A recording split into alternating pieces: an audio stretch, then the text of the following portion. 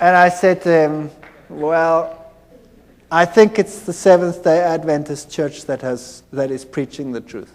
And I thought, no, that's it, I'm a dead man. And he said nothing, not a word. He just said, oh, well, thank you very much. Congratulations on your choice, and I hope things go well with you. And that's it. And I've resigned from the university, and I put my house on the market, and the very first guy that walked into my house said, wow, what a house, and he bought it. The very first guy. And there I had this money, and I knew now my scientific credibility in the world was over. University was a career that I'd given up for my faith, and God would take care of me from now on, and things are going to be just honky-dory. I'm going to now take this money, and we're going to do something great with it. We're going to start a little farm somewhere, and we're going to get people to come, and we're going to witness, and we're going to do great things with all this money. And I got some guys together, and we started this thing. And then we planted wheat, and the wheat grew like crazy. And it stood so high that the farmers in the entire district came and said, you guys, you were at university, you know something special. And I said, well, nah, we're doing exactly the same thing you're doing, but I think to myself, it's because we're walking with God now. That's why our grain is so much higher than yours. If you would do the same thing, then your grain would also be better. You see, once a Christian boy, everything will go just great. And I was quite happy to be out of the university, and we moved out to this place, and we started this whole thing going. And then our money was all invested in the land, and we invested lots more money on loans and things for whatever is necessary to put in the wheat crops and all this sort of thing.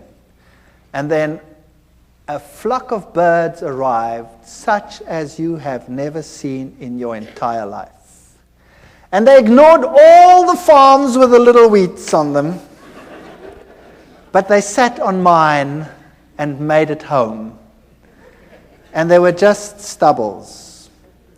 And then, you name it, it went wrong. Sanctions came in against South Africa at that time.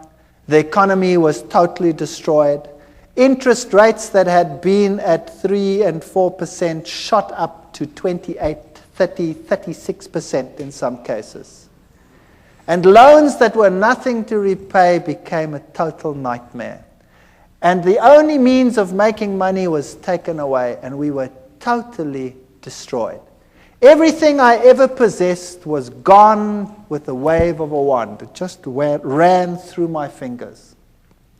And all the crutches that I'd been leaning on were gone. And the birds ate my fields. And I said to God, how can you do this to me? How can you destroy me? How can you allow this to happen? And I have no means of supporting myself. I have nothing.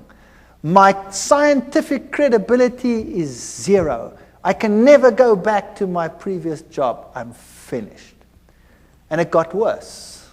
And it got worse. And eventually we had nothing left. No food, no nothing. And my wife and I and the children, we sat down and we talked about it, and we decided, if this was the truth, and I don't believe that all the things that had happened were from the other side. You see, when I made my decision, that child of mine had changed.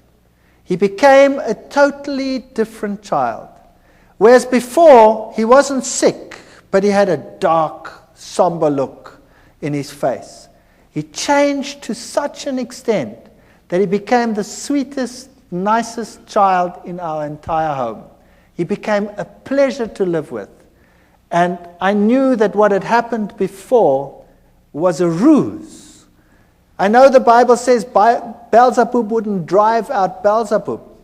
But what had happened in my house is that he wasn't driven out by Beelzebub. When the Catholic Church had come and done its thing, Satan had told his demons, stand back. And when you stand back and allow the child to lie back and relax, they will be ensnared twice as much as they were before.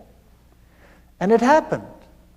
But after we made our decision, this child was completely cured.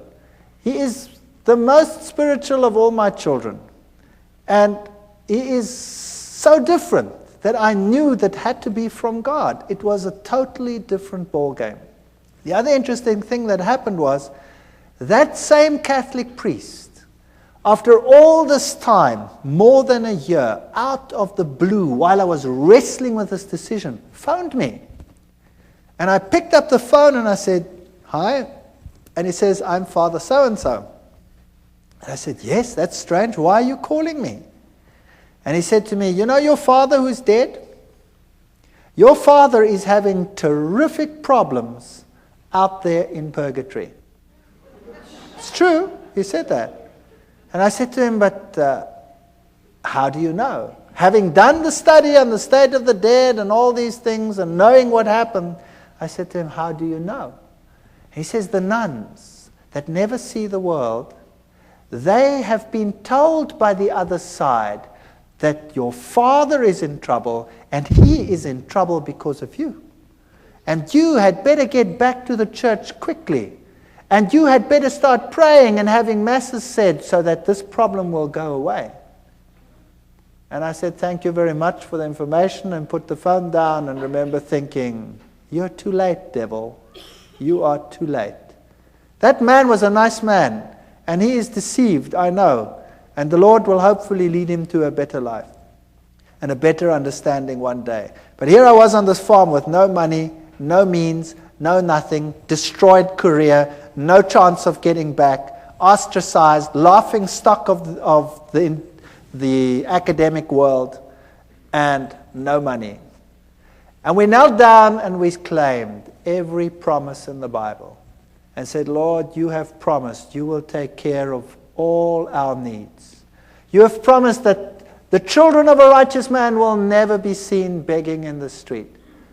There is no way out of the dilemma that we have. There is no money, there's no food, there's nothing. But we believe your promises."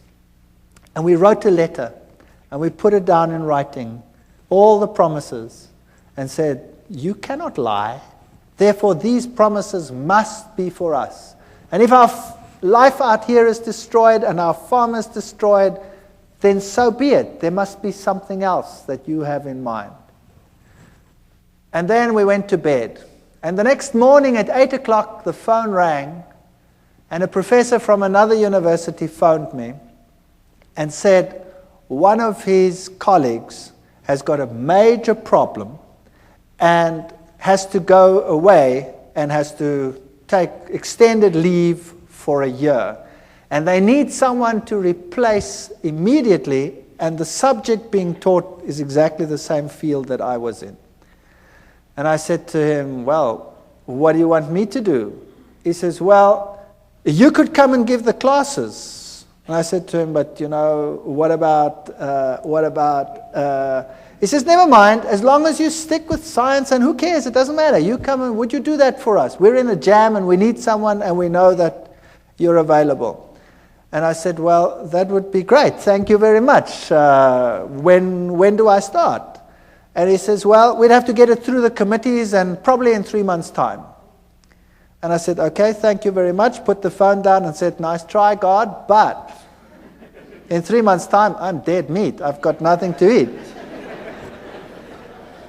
And I was so depressed. And then about 20 minutes to half an hour later, the phone rings again. And it's the same man. And he says to me, "Something strange just happened." I said, "What happened?" He said, "I went to the rector's office to have him sign this thing so we can start the ball rolling. And the rector says, I have no time. I have no time for committees to call them together to get the process rolling. What is it you want?" And I explained to him what I want, that I have to replace it. And he said, "Come here, I'll sign it." And he signed it and he said, "Appoint the man. He can come tomorrow if he has to."